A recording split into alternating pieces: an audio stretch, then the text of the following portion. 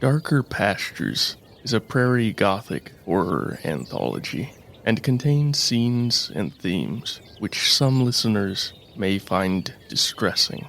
For specific content warnings, please always be sure to check the episode notes and listen at your own discretion. Thank you for tuning in.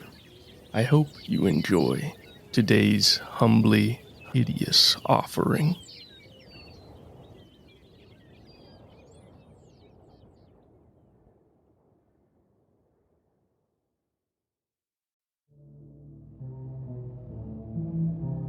Humanity deems itself the pinnacle of creation and heir to the throne of every land upon which its collective feet tread. It deems all other life forms inherently lesser, somehow never quite as truly alive as members of its own order, and its stories, both ancient and new, depict all the cosmos as its birthright, a gift shaped solely for its own benefit, even fashioning gods after its own image. Too seldom does it gaze long at its own reflection and wonder if any of these tales it tells itself contain even a small measure of merit. But there are many mirrors eagerly ready to offer us that chance for sobering reflection, especially in lonely and strange places, in darker pastures.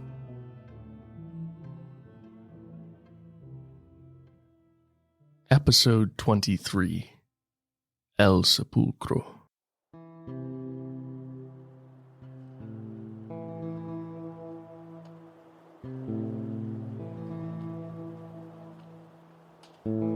The 7 men arrive like sand blown on the wind, their skin, clothes, and mounts grayed by a patina of mingled alkaline dust and dried sweat.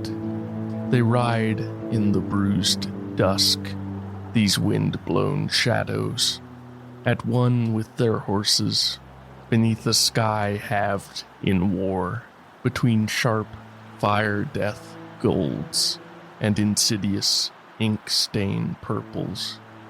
Despite the clear skies and the bright sun, the dying day has been cold, and the wind that curls out of the north bites to the very bones of the riders.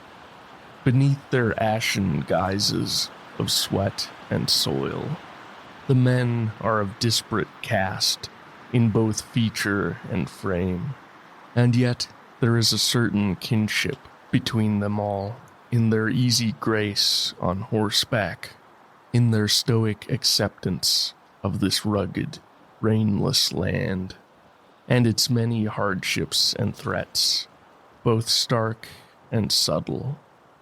No word passes between them. None has passed for hours. They've ridden for 2 days, ridden west from Tascosa, and out into the arid vastness of the Llano Estacado. These lean men, with revolvers glinting at their sides, with rifles and scatterguns scabbarded upon their saddles. They have come despite the danger, come seeking it even. The one named Juan Luna rides at their fore, keen eyes squinted against the bitter wind and fixed upon the earth before him, shrugging into the serape of red, black, and white pattern upon his shoulders, a thing of blended Saltillo and Puebloan style. He scarcely slows his pace, despite the cruel weather and the gathering dark, somehow picking out the fading trail of the men they hunt. Near behind him rides the one the others often call the Kiowa, or the Indian, and occasionally Douglas, though this last is not his name, only a misinterpretation of a thing he sometimes calls himself, which itself is also not his name.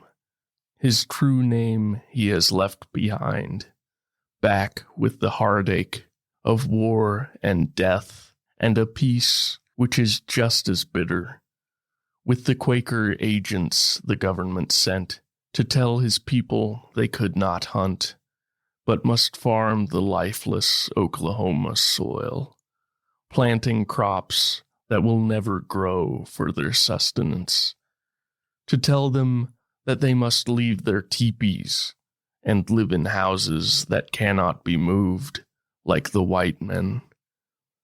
The Kiowa has left his name behind, and that heartache, or he has tried, but he carries it still in the shadowed recesses of his heart, along with an abiding loneliness. From time to time, these two men, Kiowa and Hispano, sign to one another quickly in the hand talk of the Plains nations, which they alone among the party know. They too also know this country better than the others, having lived and traveled upon it more thoroughly, and from time to time they consult briefly about their way forward, without uttering a single sound. Behind them ride the Willers twins, Frank and Herb, not a day over 17. Usually boisterous and unruly, the cold and the grim demeanor of the older men, and perhaps also the gravity of their chosen task, has quieted their voices that still bear the clear mark of their Tennessee mountain origins. Next come Thaddeus Drake and Elam Forrester, both men born into slavery on Texas ranches before the end of the war saw them freed. Elam was only a boy when he was emancipated, though already well versed in the ways of horse and saddle, and he is uncommonly graceful both ahorse and on foot. Thaddeus was already a man when the Union's victory ended his bondage, and he is very old in the reckoning of those who ride the cattle trails, well into his 30s, balding and sporting a stately beard streaked with silver around the mouth. His voice, deep and lordly as thunder over the high plains, is often the first raised in song around a night's campfire, but today he is as silent and stern as the others.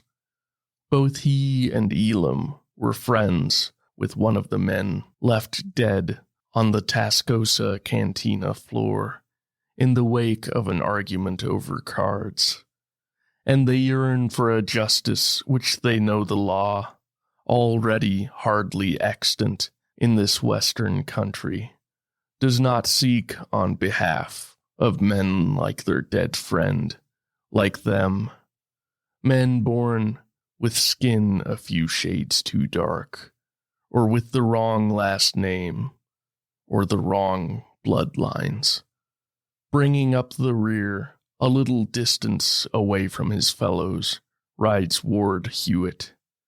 Grim silence is his custom, and has been ever since his time in Camp Sumter, which also left his face gaunt and his blue eyes hard and hollow and staring. He is only a little younger than Thaddeus, and unlikely to drive cattle north ever again after this winter, growing too old for that work.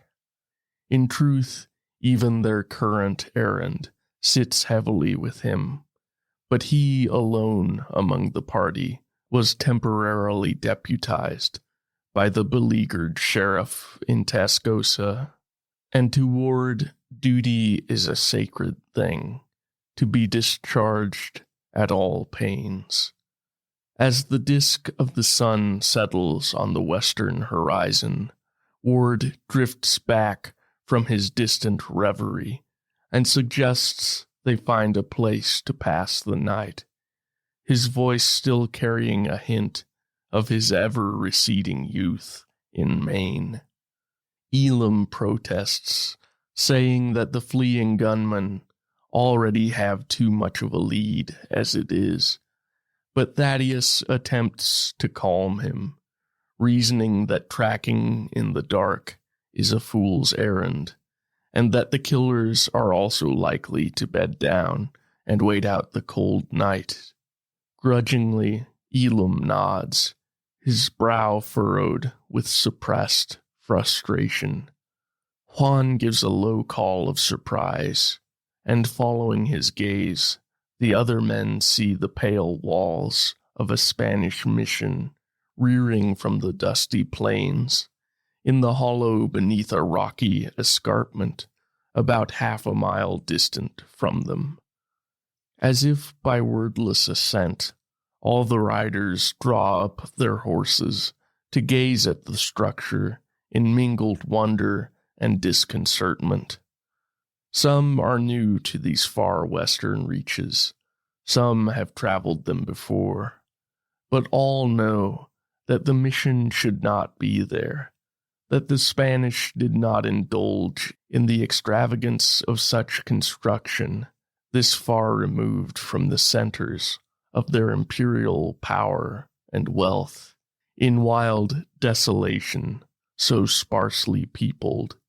And yet there it stands, like a bleached buffalo skull upon the wind-scoured llano. They sit their horses for a long moment, too long, as the last light is falling away quickly now. Finally, the Kiowa says that the mission is likely the best shelter for miles around, and that there is some chance they may even find sign of their quarry there. Ward agrees in a tone that is just shy of command. Most of the men accept this. Ward has worked as a trail boss for some years now, and many of them have ridden with him.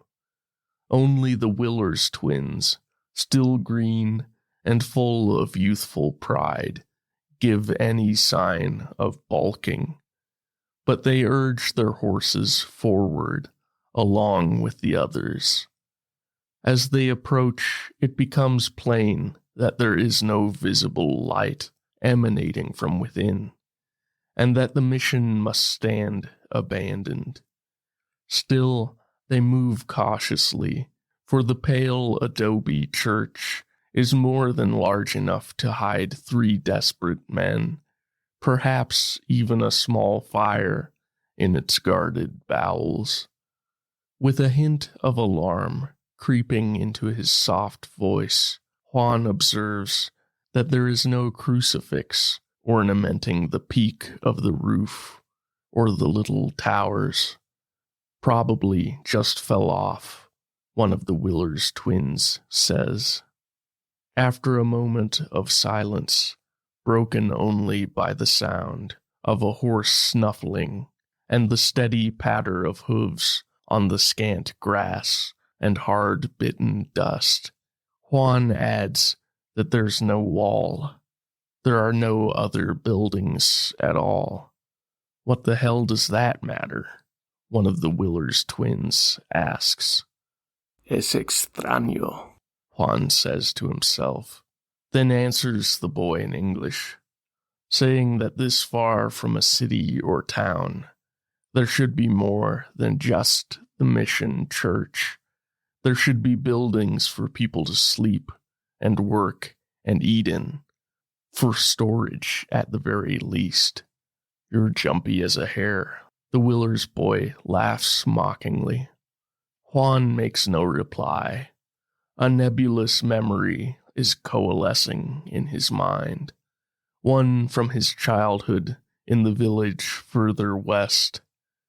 Vaguely he remembers whispered tales of a strange and terrible place, somewhere in the wide and lonely plains, a place known only as El Sepulcro, His Tio Rodrigo once said, after one cup too many of wine, that from without El Sepulcro seemed a holy place, inviting and beautiful, but that should one be unfortunate enough to wander inside, that soul would find it was La Corte del Diablo, the devil's court. As a boy, Juan believed it to be only one of so many myths and legends of the plain, the common fare of jesters, tale-tellers, and drunkards, and he had forgotten it altogether as a man until this moment. Seeing those pale walls now, incongruous and uncanny, brings a chill deeper than any wintry wind, one that settles into the very core of his being. These musings are interrupted by a small sound from the Kiowa, who gestures something that Juan cannot make out in the growing gloom, then dismounts in a single smooth motion from his spotted dun Mustang, and stoops to pick up something from the earth. Rising, he holds aloft a spent rifle cartridge for the others to see as clearly as they may in the failing light. Its unweathered surface glints in the rays of the dying sun, plainly not having lain in the elements for long. Don't mean nothing, Frank Willers says. Not by itself, Thaddeus replies, more circumspect. The other men are silent a moment.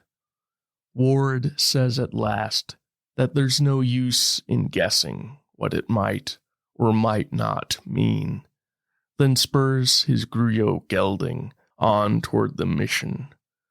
The rest of them exchange a look and follow after him.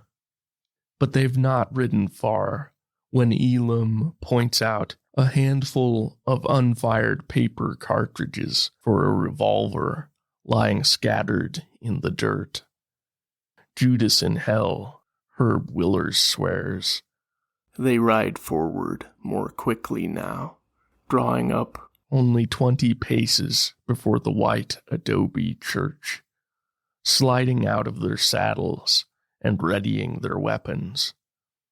Speaking in whispers to one another, Thaddeus is assigned the dull but necessary duty of minding the horses, while the Kiowa and Elam are chosen to go before the others and reconnoiter, as the others fan out and encircle the building to cut off any possible escape. Keeping low to the earth, the hunters creep through the deepening dark toward the waiting mission, which squats like an eerie, expectant visitor from unknown gulfs of night. The wind moans keenly over the rocky escarpment, bringing with it now sparse flurries of powdery snow. The 5 men lying in wait shiver, weary and nervous and impatient, watching Elam and Douglas cautiously make their way toward the front entrance. The 2 scouts reach the door, peer into the gloom. Elam makes a motion for the others to wait, and then the 2 of them slip inside. Standing beside the horses, with a 10-gauge Parker double barrel resting on his shoulder, Thaddeus offers up a quiet prayer. He prays that he can only return to Tascosa and to Josefa, the Tejana widow with whom he shared a roof these last 3 years, ever since he quit the cattle trails for good, to return to his dull but usually comfortable work in the stables near the cantina. Juan thinks only of the home that is no longer his, the small parcel of his family's land which he still dreams of one day winning back from the white squatters who have driven them away, and whom no legal authority of the New Mexico territory seems inclined to displace. Unconsciously, he runs a finger along the lengthy barrel of his 5-shot Texas Patterson, checks to make sure his long knife is tucked into its usual and easily accessible place on his belt. Frank Willers sweats despite the cold, and the worn old Walker revolver, older than he is, feels slick in his hands. He licks his lips and watches the mission anxiously. A little distance to his left, his twin Herb starts when he hears a swift fluttering over his head, and turns to see a large pallid bat's black silhouette against the last orange tendril of day. Muttering to himself, Herb shifts the Henry rifle in his hands and turns back toward the mission. Ward alone does not yet have either of his weapons in hand, neither the Star revolver nor the Remington 1858. He simply sits and watches, still as the thirsty hills, his eyes seeming as cold and void as the shrill north wind. They wait. There is no sound from within the mission. The wind rises, falls, rises again. The powder snow begins to lightly pepper the dead yellow grass and dusty earth. Once more, Herb thinks that he hears the bat flying over his head. He looks up in anxious annoyance, only to realize that this is not what he's hearing. His mouth opens wide in a cry that never comes, and then he is gone, away in the dark, and far beyond the helping reach of any of his fellows, had they even marked his passing. And still the silence from within. One of the horses screams with fright, and then the others join it, their sharp, wild voices cutting the night as they buck and wheel and scatter. "God damn," is all Thaddeus has time to say before he is moving to stop them all bolting away into the night and leaving them steedless in the freezing wilderness. He has no more mind to spare for what is happening in the old mission. "What in all creation is that ruckus about?" Frank asks his absent brother. When no reply comes, he turns toward Herb's hiding place and finds only the Henry lying neglected in the dust. "Hell's bells, where you got to, Herb?" Frank hisses, then slowly bellies his way over to the place where the rifle was dropped. The night has grown so thick, with only the thinnest sliver of moon to light it now, that he can just make out a patch of darkness beside the repeater, which momentarily confuses him. When he touches it, feels the faintest hint of tacky warmth, he lets out a short, sharp cry, which is soon cut off. Somewhere from the other side of the mission, there is the sharp report of a pistol shot, then another and another.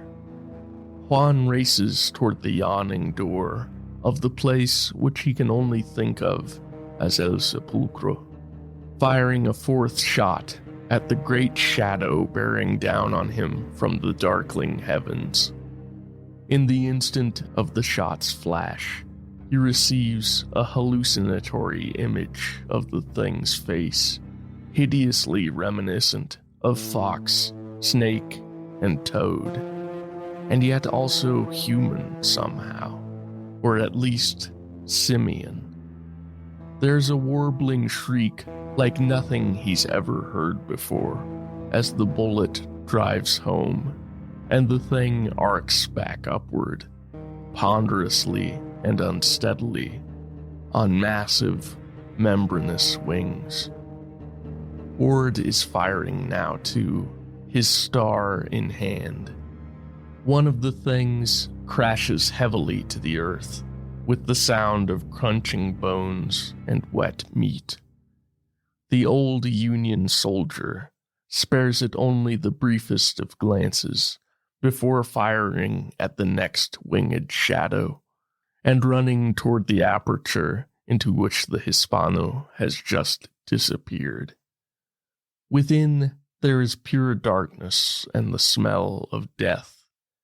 Not familiar death, not the kind they have known on the trail or on the battlefield. It reeks of copper and salt and ammonia, and of a kind of sharp, wet rot. The two men stand breathing hard in the darkness for a moment, ears pricked for any sign of the creatures or of their fellows. Then Ward fumbles in his pockets and produces a match, summons a momentary brilliance. By its light, they can see that they are alone in a sort of antechamber, at the other end of which stands another large set of double doors, partially ajar. Beyond that, the little light does not penetrate, and it soon gives way once more to absolute gloom. Can't go back out there, Ward says, too exposed, and God knows how many of those damn things are waiting. Madre de Dios, Juan breathes in his Puebloan-tinged Spanish. ¿Qué son? Ward replies that he doesn't know, but he counted at least 4, and that they were unlike anything he's ever seen before. Like wolf apes with bat wings, he adds slowly. Demonios del infierno, Juan murmurs, and Ward says that they just might be. They hesitate a moment, and then Juan says that they should find out what happened to Douglas and to Elam. Ward agrees, and striking another match to light their way, they move toward the inner set of doors and peer beyond it. Before them stretches a long, narrow corridor with no turns or branches. No es posible, Juan says. No es una misión. No, Ward agrees.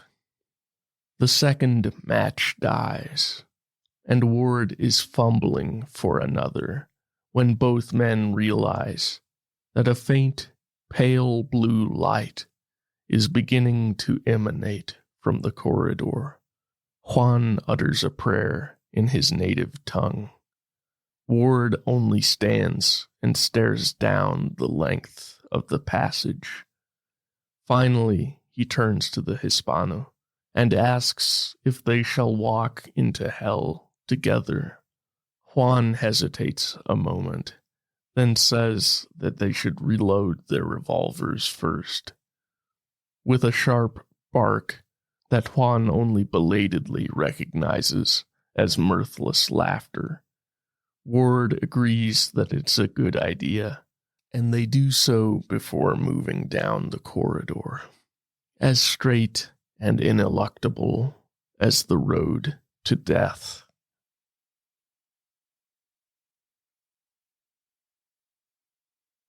Thaddeus only manages to collect 4 of the horses, and leads them back toward the black, hulking shape of the mission, limned by the sharp crescent moon and the silvery backwash of gathering cloud. Despite the cold, He's grateful for the thin layer of snow, for it makes it easier to find his way in the dark. Only now that he has saved at least some of their mounts, does he allow himself to consider the cause behind the gunplay he heard from the direction of the building. He wonders if any of the murderers they have come to bring to justice have survived, and what they will do with them if they have. More unhappily, he considers the possibility that some of his companions have not survived, and will have to be brought back to Tascosa, draped over a horse like a saddlebag, or given a perfunctory and anonymous grave in this wide and pitiless expanse. Then he sees something rise above the dark outline of the church, something impossible, winged but as large or larger than a man. For a moment, he thinks it might be an angel, though he has never really believed that such things visit the world of living men, not at least since biblical times. But when the thing offers a high, keening cry and begins to dive toward him, he lets go of the horse's gathered leads and brings up his shotgun, empties both barrels as the thing falls into him full force. There's a sharp pain in his abdomen, and then another in his shoulder. He realizes the thing is both clawing and biting him. The retired cowpuncher pulls a Bowie knife from his belt and gouges at where he thinks the face must be. The creature's writhing intensifies, then subsides, and finally it is still. Thaddeus lies, trying to gather his breath, trying to hold back the rising waves of pain that threaten to overwhelm him. Straining and squeezing, he manages to pull himself out from under the bulk of the flying predator. For all its size, it proves astonishingly light. Yet when he stands, he realizes how gravely the beast has injured him, how copiously he's bleeding. He looks back toward the horses, which have scattered once again after this fresh terror, and then he slowly begins to make his way toward the church. Every step increases his agony, and the bleeding seems to show no sign of slowing. But he thinks of Elam, and how he cannot bear to see yet another young man dead, cut down by the mindless cruelty of this world. He staggers onward. Halfway toward the structure, he almost stumbles over the body of one of the twins. Turning it over with a pained oath, Thaddeus tries to make out which one it is, but between the darkness and the savaging of the features, he cannot tell. There seem to be two terrible wounds, like massive leech bites, one on each side of the neck, but there is surprisingly little blood upon the clothes or the snow. Unable to understand what he's seeing, and knowing that understanding will avail nothing without action, Thaddeus rises and begins moving toward the mission once more. When he enters the church, he's obliged to feel his way forward, so murky is the space beyond the door. Moving forward, he wonders how wide and wet a red trail he's leaving behind him, before telling himself that such thoughts will do no good. So he thinks instead of Elam and Juan and of the young Kiowa man, who he is fairly certain has never offered his true name.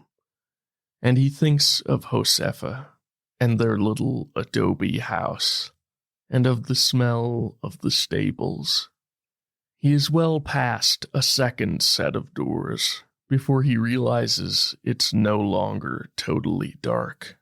And he wonders if it has taken him this long to notice because his sight is failing, or if there is no light, and his dying mind is only conjuring up one final dream for him. It's then that he hears the muffled voices of Juan and Douglas up ahead, and a third voice he does not recognize. He cannot make out the words, but there is some subtle quality in that unfamiliar voice, which sets his teeth on edge, makes his thoughts skitter like vermin in an unlit cellar. After a few more paces, he staggers, slides partway down the wall to an awkward, leaning squat. Gathering his breath and his ebbing strength, he pushes himself back up, bracing himself against the wall and sliding along it the rest of the way. The corridor terminates in an open doorway of a style almost Arabesque. Were he not so weakened and addled by his injuries, he might contemplate that the wall beside him does not feel like either stone or adobe, that the style of the interior architecture is like nothing he has ever seen before, that the faint bluish illumination around him has no apparent source, but instead he simply pushes forward toward his companions. The chamber beyond the doorway is round and domed. The light here is more intense than in the corridor, and by it Thaddeus can make out the shapes of Ward, Elam, Douglas, and Juan standing in the room with him. But in the center of the room, facing them, stands something like a nightmare. It is tall and pale, shaped almost like a human, but so deathly thin and delicate, and somehow far too long. The eyes that burn in the distorted features are like a cat's, except that the iris is a pale pink, or at least Thaddeus thinks it is. Color is strange in the blue-tinted light, and spread behind it like a huge and rigid cloak are massive, pale, translucent wings. Ah, the thing says, doing something with its mouth that might be an attempt at a smile.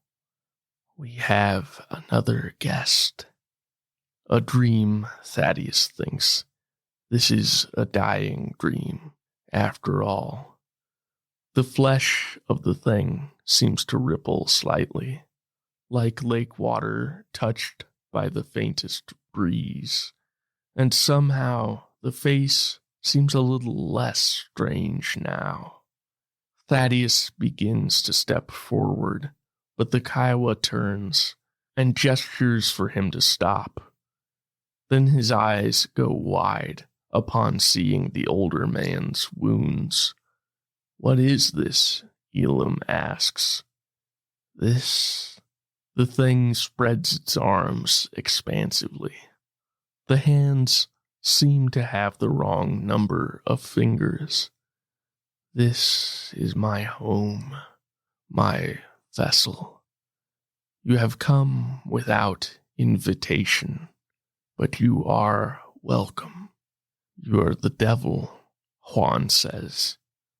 The thing laughs, or perhaps it does not, but makes a sound not unlike laughter.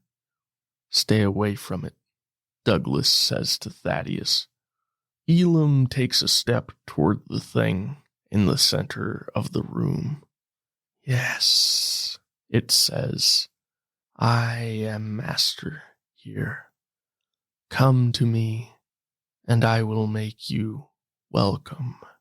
With a ragged, wordless cry of denial, Thaddeus pushes his way forward and grips Elam's shoulder, pulling him back and crying for the other men to take him. Juan and Douglas obey, but Ward simply walks forward as though sleepwalking, approaches the thing that calls itself master. Its flesh ripples again, and where there was once sexless smoothness, there is now the hint of femininity. The eyes are still large, but the face seems somehow more proportional. "I will make you welcome," the master repeats. The force of Thaddeus's efforts seems to have torn something inside him, and the pain has changed, somehow at once duller and more profound. He takes a step toward the master as well. "Welcome, you say?" Thaddeus chuckles. "Is that what your friends outside did?" "Ah, yes," the master replies. "My servitors can be quite fearsome in their duties and in their appetites." "Servitors?" Elam asks. "Then they're more of your kind." The master cocks its head and offers the almost smile again. But this time, the smile does something strange to Thaddeus, makes him think incongruously of Josefa and the pleasant warmth of her body. "Would you call a dog one of your kind?" the master asks lightly. "They are very distant cousins, you might say. More distant even than dog and man. But they have their uses. They are excellent guardians. And all that they require is the occasional feeding, which I am happy to give them." "What are you?" Ward asks.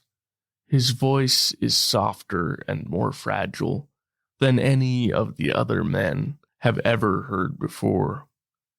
"I have no name in this world," the master says. "And in others?"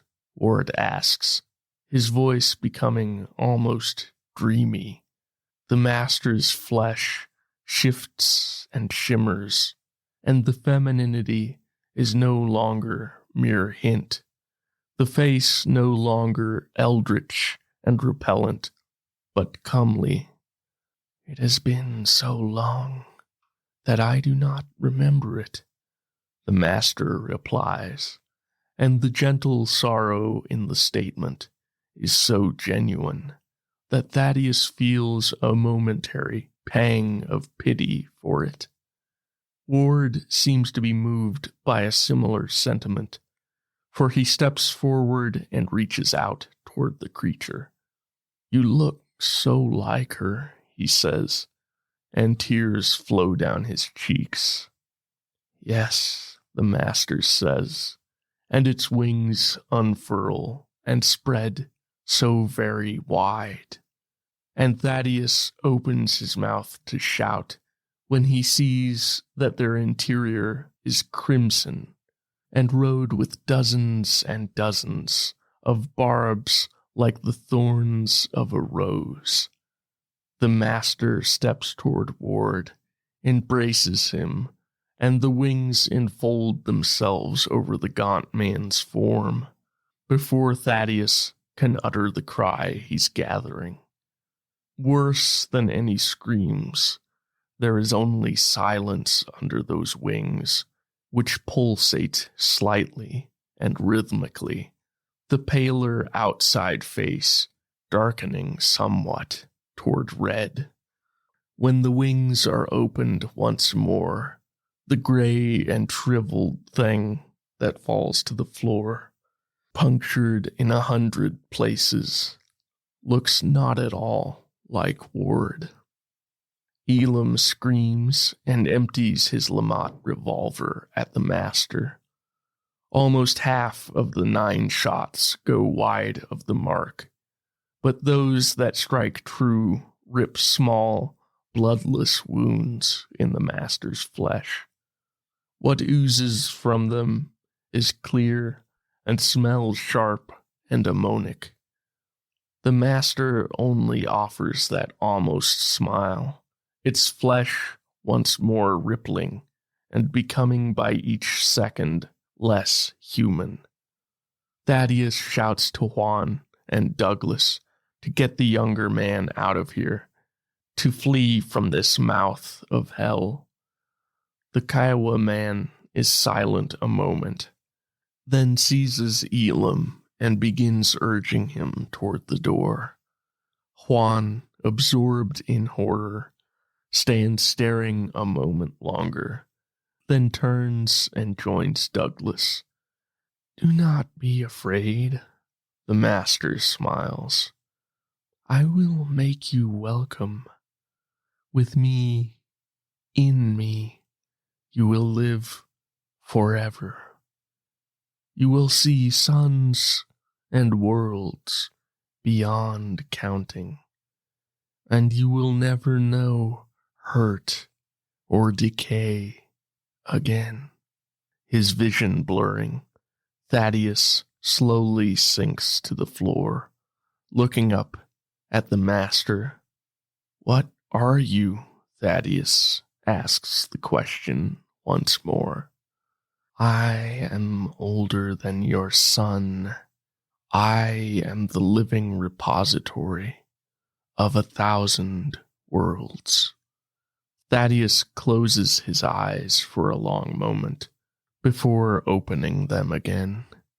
When he does, the master stands nearer, its eyes pink, the pupil trilobate. It is offering a hand with too many fine, delicate fingers. "I'm dying," Thaddeus says. The master nods. "Join me," it murmurs, in a voice that is too soft and yet somehow resonant to be human. "Join me, and I will give you everything. Everything that I am. Everything that I may yet become."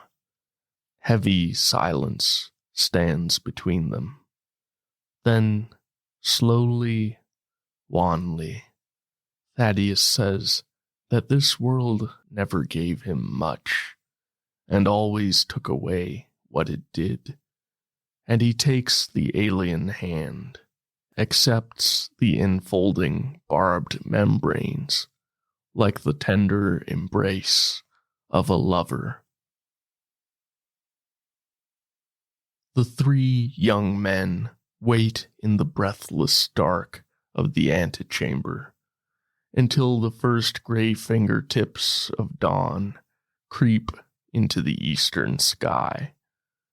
Only then do they make their way out onto the frosted llano, avoiding the cold and rigid bodies of the twins and of the things that look something like a massive bat, something like a serpent-eyed ape, but are ultimately unplaceable and nameless under this blue-rimmed sky.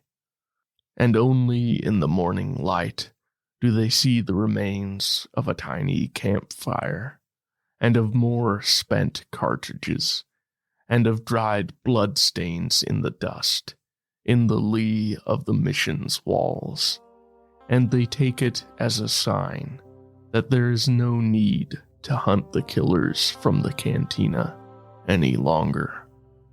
After some searching, they manage to find 3 of the horses wandering nearby and mount up, leaving the thing that they took for a Spanish mission behind them.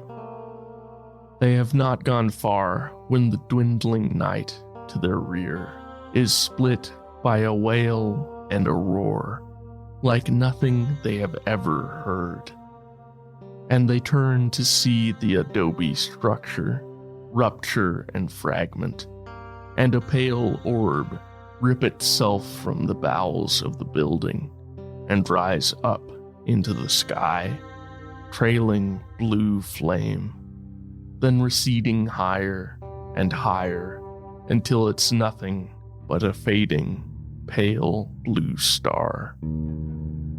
When it is gone, they turn their horses and ride. They do not speak, for they are all alike, awed and stunned by what they've seen, what they have guessed, and what they still cannot understand, and likely never will. As the sun rises into the sky, slowly melting away the frost and warming their stiff, sleepless bodies, they finally halt and gaze at one another. "Where are you headed?" Elam asks the other 2. Juan shifts in his saddle and says he hasn't made up his mind yet. Not for sure, but maybe west, maybe to a little village he once knew. Then he turns the question back on Elam. "Back to Tascosa," Elam replies. "There's a lady there who'll be missing old Thad, and there are more cattle to take north, more money to be made come spring." Juan Luna nods, and they look toward their silent companion. "Home," he says. "I have been too long away."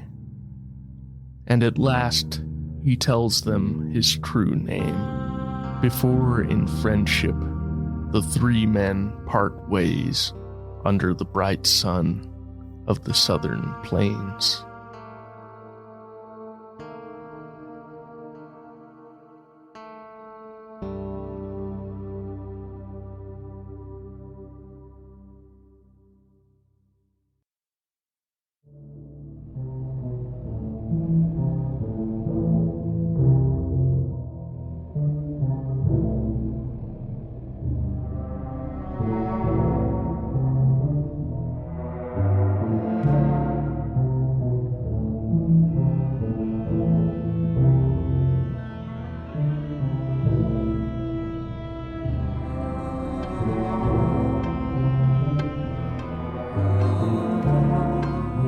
Story, narration, and arrangement by Lars Molleband. If you enjoyed today's story, please rate, review, and share. Thank you for listening. We'll meet again in darker pastures.